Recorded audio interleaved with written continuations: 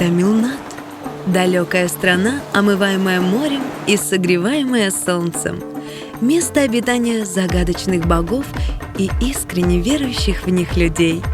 Край невероятно красивых храмов, издалека похожих на древние космопорты. Страна счастливых и немного задумчивых детей.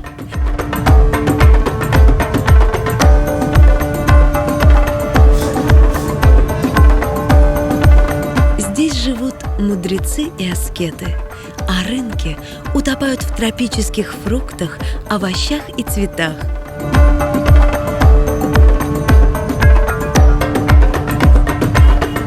Представляем вашему вниманию обзор этого южного штата и наш новый проект о жизни и культуре Индии.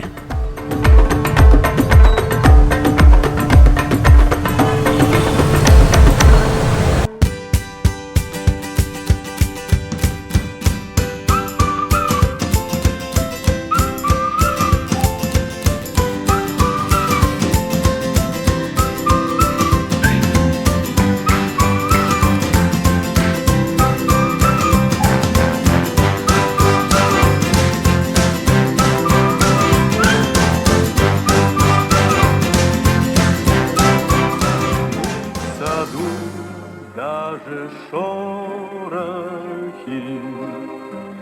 все здесь замерло до утра.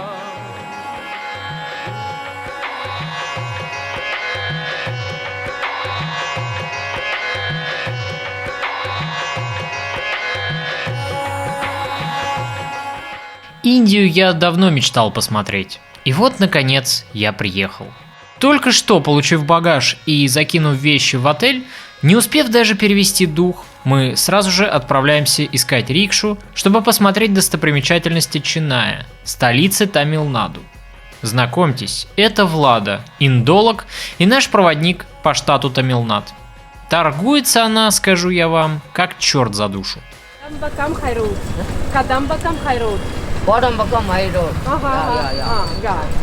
Which place? Kodambaka Road.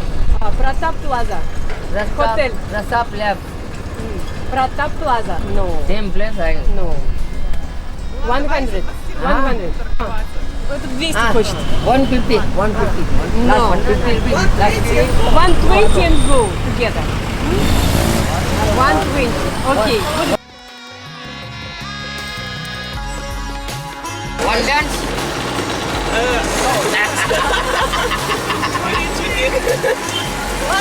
What is your problem? I want fuck. Что, на техно едет? Да.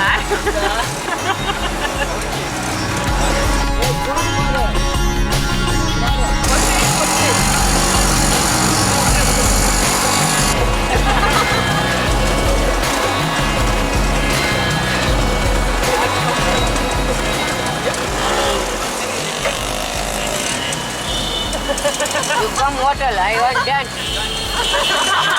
И вот с ветерком, веселой компанией девушек, мы долетели на рикше по безумным ченайским улицам и оказались перед ним, величественным, необыкновенно красивым и загадочным нашим первым тамильским храмом.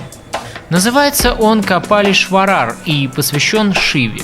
Храм построен в 7 веке в типично дравидской архитектуре. Иными словами, построен он коренным населением этого штата, которое ни в коем случае не стоит путать с индусами, относящимися в свою очередь к арийской расе завоевателей. У входа в храм молодая индуска рисует ранголи, сложный цветной орнамент. Если читать эту ранголию буквально, то символами здесь зашифрована молитва солнцу. Традиция рисования подобных орнаментов уходит корнями в глубокую древность и распространена по всей стране. Считается, что они оберегают жилище и приносят благословение богов. Эти орнаменты мы еще не раз будем встречать на своем пути, и более подробно я расскажу о них чуть позже. История, да, рассказана. К сожалению, ее восстановить сейчас возможно. Повсеместно в Индии принято снимать обувь, входя на территорию храма. Более того, с собой нельзя брать даже тапочки. Ходить можно или босиком, или в крайнем случае в носках. храме Капали-Шварар поклоняются культу Шивы. В ходе путешествия по штату у меня сложилось впечатление, что шиваистов в Тамилнаду гораздо больше, чем вайшнавов. И, как следствие, мы чаще встречали храмы, посвященные Шиве и шиваистскому пантеону богов, в который входят такие боги, как Ганеша, сын Шивы и Парвати, сама Парвати, олицетворяющая женское начало, Кали, грозное порождение богов, призванное победить враждебного демона-разрушителя, и Сканда, родной брат Ганеши. Последний, к слову сказать, здесь отождествляется с древним тамильским богом войны Муруганом и перенял его имя. Название храма состоит из двух слов: Капала, что переводится как череп или голова, и Ишвара, что можно перевести как единое божество, включающее в себя других божеств, как проявление своей сущности. Между двумя богами индуистского пантеона, Шивой и Брахмой, исторически сложились весьма непростые отношения. И с этим местом связана одна довольно занимательная легенда. Однажды оба божества поспорили о том, кто из них является творцом Вселенной. Надо сказать, что Шива, несмотря на то, что он тяготеет к аскетизму, имеет довольно взрывной характер и любит рубить головы с плеча. Это и случилось во время горячего спора двух богов. Шива, рассвирепев от притязаний своего коллеги на роль Верховного Творца Вселенной, просто отсек Брахме пятую голову, чтобы призвать того к смирению. Весьма оригинальный способ, надо сказать. Но голова приросла к одной из рук самого Шивы, и теперь, чтобы от нее избавиться, тому пришлось самому смирить гордыню и просить подаяния. По истечении 12 лет непрерывного странничества отрубленная голова должна была отвалиться, после чего Шива и обретал долгожданное освобождение. По легенде, это случилось именно здесь, и символом этого события и стал храм Капали-Шварар. В этой легенде удивительно все. Во-первых, мы отчетливо видим в ней, что индуистские боги не безгрешны и не чужды страстей, так же, как и люди. Это в какой-то степени сближает индуизм не только с древнегреческой мифологией, но и с ветхозаветным богом.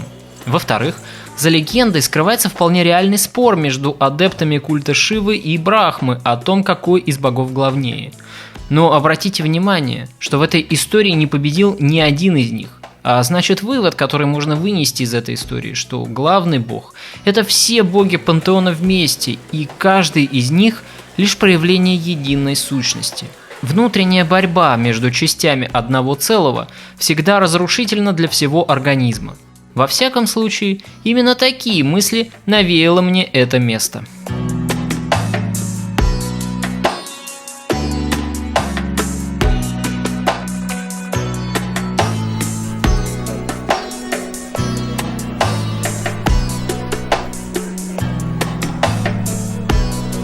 Храмы выглядят очень древними, хотя, как я понял, если брать позицию, где вот основные храмы службы, они все отреставрированы или же заново выстроены, и как-то вот чувство древности, оно куда-то уходит за той новой краской, которыми они выкрашены, они выглядят как новоделы во многом. Сложная работа, которая там была сделана, особенно ворота, в которые стоит входить, но все равно это не выглядит как старина. Хотя очень хочется в это верить, когда ты трогаешь эти стены. Очень хорошо, что там нет икон. Вот. Все-таки они идолопоклонники. То, что там ходить надо босиком, опять же, вызовет у каждого европейца, особенно того, кто на гигиене помешан, такие смешанные чувства. При этом нужно разуваться на улице, через коровьи лепешки переступать для того, чтобы зайти в храм. Естественно, при том, что там бедность, нищета и так далее, велик риск заразиться какими-нибудь кожными заболеваниями. Выйдя из храма, мы решили немного прогуляться по Ченайским улицам. Несмотря на то, что все устали с дороги после тяжелого перелета, желание как можно скорее окунуться в индийский колорит было сильно. Кроме того, одна из целей этой прогулки была меркантильная – поиск обменника. Как и любым туристам в первый день путешествия, нам необходимо было приобрести местную валюту, сбыв американские доллары. Однако по всему городу обменники были закрыты, а в отделениях банков отказывались выдавать наличные. Дело в том, что как раз к нашему приезду в стране завершилась денежная реформа. Из оборота изъяли банкноты старого образца по 500 и 1000 рупий, заменив их на новые. И поскольку Индия – это страна наличных денег, а население страны колоссально, в банкоматах и в лавках денежных менял был острый дефицит наличных. Тогда, решив положиться на судьбу, мы расслабились и просто пошли к набережной, чтобы встретиться, наконец, лицом к лицу с ним, с Индийским океаном.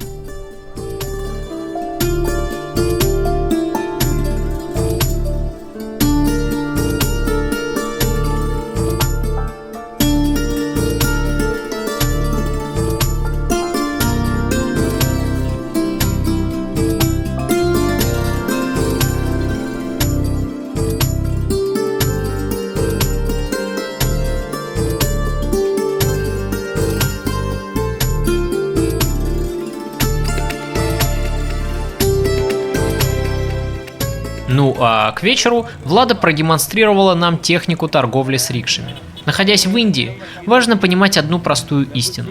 Торговаться здесь нужно всегда, везде и за любую мелочь. Нам готовы были уступить в цене даже кассиры музеев, продающие билеты по фиксированным, казалось бы, ценам. Турист для индуса – это легкая добыча, потому что туристы, как правило, не знают местных цен, плохо ориентируются в расстояниях. Но самое главное – это люди с деньгами, которые приехали сюда, чтобы их тратить. Поэтому для любого рикши, торговца или даже простого нищего вы являетесь прежде всего добычей. Кроме того, важно понимать местный менталитет. Торговля – это один из способов общения на Востоке. А если человек не хочет общаться, значит он проявляет неуважение. А раз так, сам Бог велел его обмануть.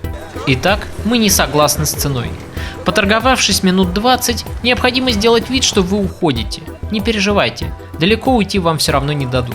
Рикши тут же бросятся за вами вслед, или окликнут вас, или вцепятся в рукав.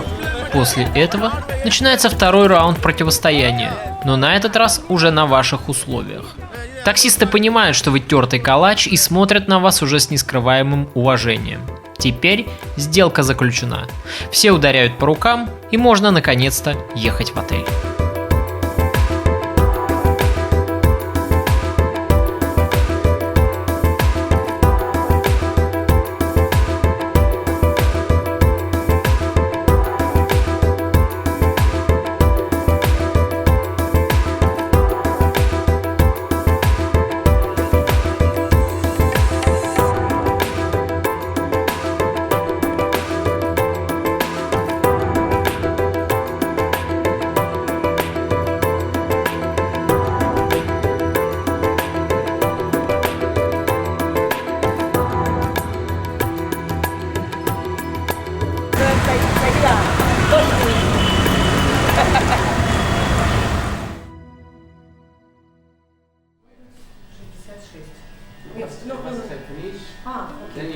На следующий день мама Индия, кажется, нас услышала. Мы смогли сбыть валюту приехавшему в отель водителю, да еще и по хорошему курсу. Поменяв, наконец, доллары на индийскую рупию, мы отправляемся к нашей первой по программе достопримечательности, к прибрежному храму в Махабалипураме. Ну и, как водится, при выходе из машины нас тут же встречает толпа надоедливых торговцев всякой всячиной, которые заботливо стремятся сделать нашу жизнь лучше, продав нам всевозможные хитроумные мелки для рисования ранголи или открытки с изображениями местных чудес света. Отбившись от назойливых продавцов, мы попадаем на территорию достопримечательности. Храм был построен предположительно в VI или в VIII веке коренным дравидским населением штата. Поскольку Махабалипурам находится у самого побережья, храм служил не только по своему прямому назначению, но также и выполнял функцию маяка. Вот рельеф, на котором изображен Шива с его супругой Парвати. Они сидят в позе такой полумедитации, как это обычно у них бывает.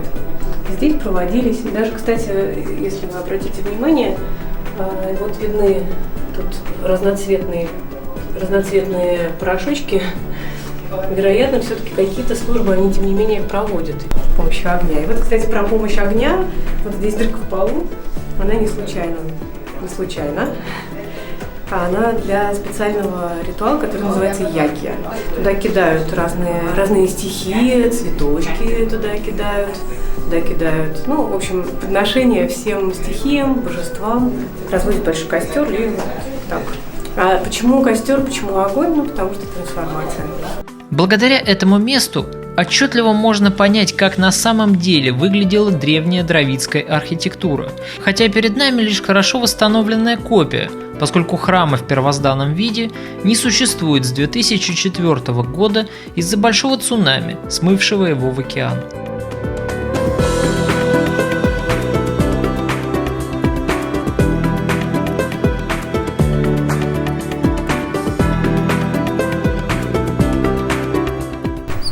Это, скорее всего, было все облицовано вот таким камнем. Это было серо-белого цвета все.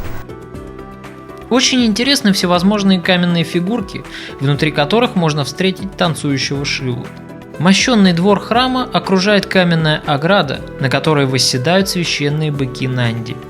Именно в таких местах остро чувствуешь горечь мудрого высказывания царя Соломона о том, что нет памяти о прежнем, да и о том, что будет, не останется памяти у тех, которые будут после. И действительно, глядя на нынешний рыбацкий поселок, трудно себе представить, что 13 столетий тому назад Махабалипурам был крупным городом процветающего некогда царства Паллавов. Отсюда купцы отправлялись в далекое плавание во всевозможные уголки мира, вывозя слоновую кость и драгоценные камни. Город был настолько богатым и крупным, что храмов, подобных этому, было как минимум 9. До наших же дней не дошло ни одного, да и кто теперь, кроме увлеченных индологов, знает про царство Паллавов или про царя Нарасимха-Вармане? Видите, и вам тоже эти названия и имена ни о чем не говорят. Очень сильная вещь. Если прикоснуться и закрыть глаза, можно понять, что она шевелится. Попробуйте.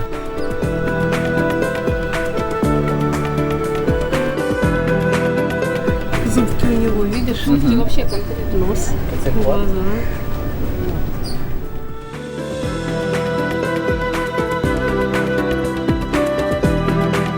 Храм сам по себе, с позиции силы, я ничего не ощутил. Но есть там колонна одна, вот, к которой прикасаешься, колонна дрожит. Она просто испытывает дрожь. Вот. Те, кто, наша группа, они тоже это почувствовали. То есть я действительно это не придумываю. И вот ты чувствуешь, что вот не только какое-то тепло, а покалывание, плотность воздуха, все это вот просто можно сесть, начать, медитировать.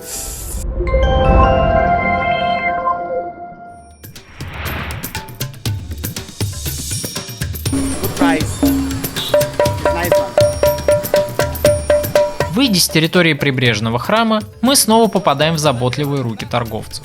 Знаете, под конец путешествия мы с участниками этой поездки уже смеялись.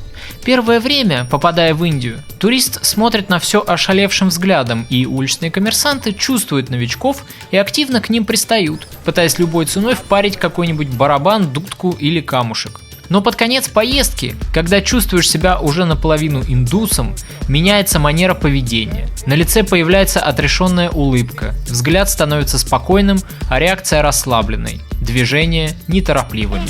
Это мы назвали настоящим приземлением в Индию. Удивительно, но к таким вот приземлившимся торговцы уже не подходят, а попрошайки на улицах просят деньги деликатно, а вовсе не требовательно, как раньше.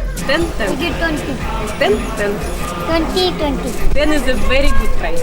20 very good. 20 No. yes. Тем временем мы направляемся к следующей достопримечательности Махабалипурама, к 5 храмам.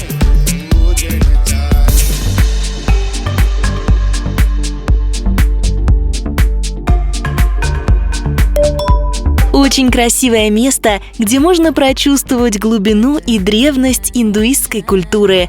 Впечатляют маленькие храмы и скульптуры, вырезанные из цельного камня. Советую выбирать для посещения не очень жаркое время года, то есть исключить апрель и май, поскольку камни накаляются от солнца и дают дополнительный жар.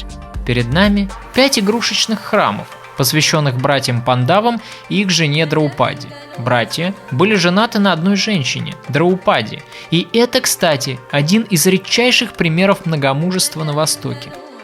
Все мы знаем Арджуну, знаменитого героя Бхагавад-гиты, который удостоился великой чести лично беседовать с Богом. Так вот, Арджуна и был одним из этих 5 братьев.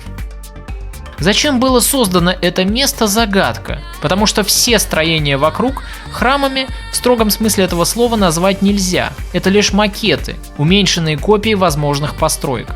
Господствующая теория предполагает, что здесь проходил конкурс архитекторов и скульпторов, которые соревновались между собой в создании проектов будущих храмов, доказывая тем самым, на что они способны, если дать им возможность развернуться.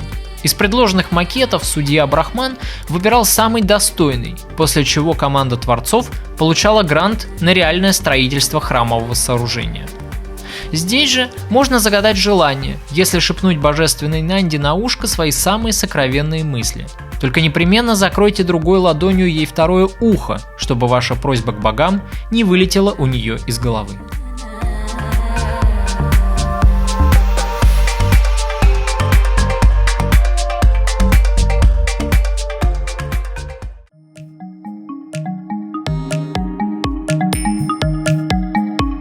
Нисхождение Ганга – одно из уникальных творений индийского искусства.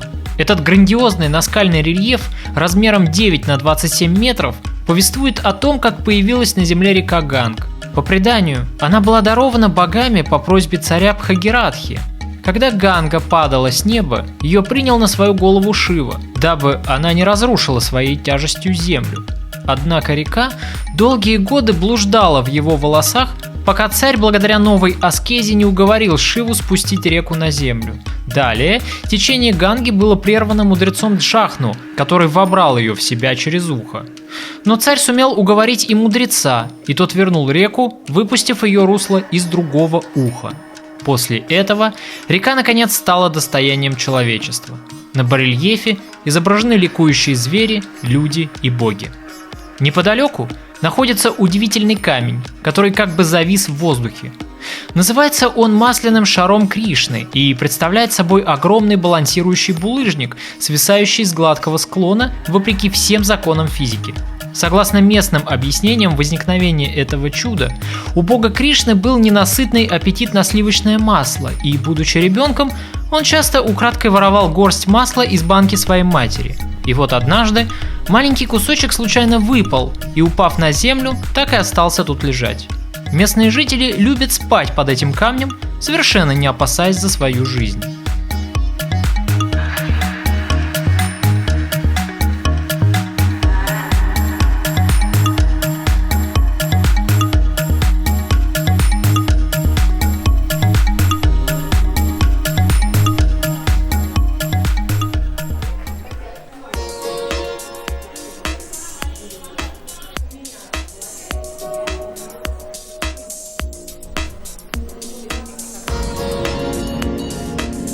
Итак, резюмируя нашу поездку в Махабалипурам, могу сказать, что это замечательное по красоте и древности, очень интересное место. Его обязательно стоит посетить, если вы будете проездом в Тамилнаду. Путеводители советуют остаться тут на несколько дней, поскольку эти места еще и славятся своими пляжами. Не знаю, как насчет нескольких дней, но одного дня на то, чтобы спокойно осмотреть окрестности города, явно мало. Не зря сюда приезжают туристы и паломники со всего мира. Смотрите в следующих сериях продолжение обзора штата Тамилнад. Будет еще много интересного.